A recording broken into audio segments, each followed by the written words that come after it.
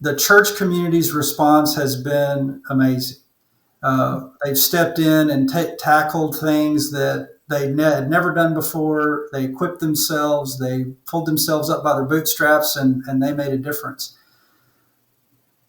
From my perspective now, and again, this is kind of thematic of how Greg got into the slot that he's in now. It's listening and being curious about, what do you have the capacity to do, Greg? What do you have where can you draw from your history to bring something meaningful to the table?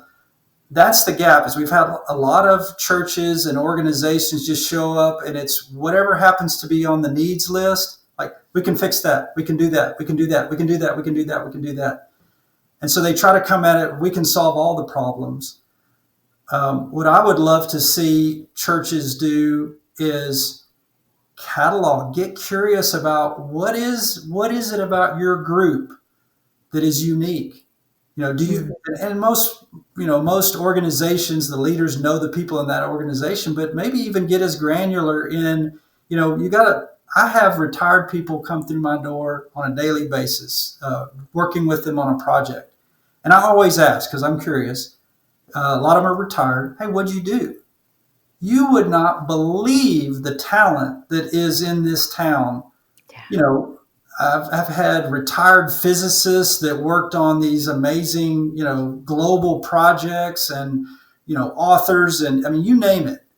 And you just don't know until you ask. Yeah. And so it's kind of like, what is it that your church, your organization, your Sunday school class, what is the skill set? What's unique? And go do one thing right, and go do one thing better than everybody else. Don't try to do all things. I think that's because it takes a while to figure that out. And if you're doing it in crisis response mode, it's much more challenging, because speed is everything, and everybody is motivated by this same sense of wanting to help. Sure. That they go grab Greg's chainsaw and shovel and rubber boots, and they put them in the truck, and like, we're going to help. And that's really worked in a lot of ways. But what if churches and organizations could say, a trauma, a disaster is coming. Don't know when, but it's coming. What's the unique role that we can play in this, and develop that?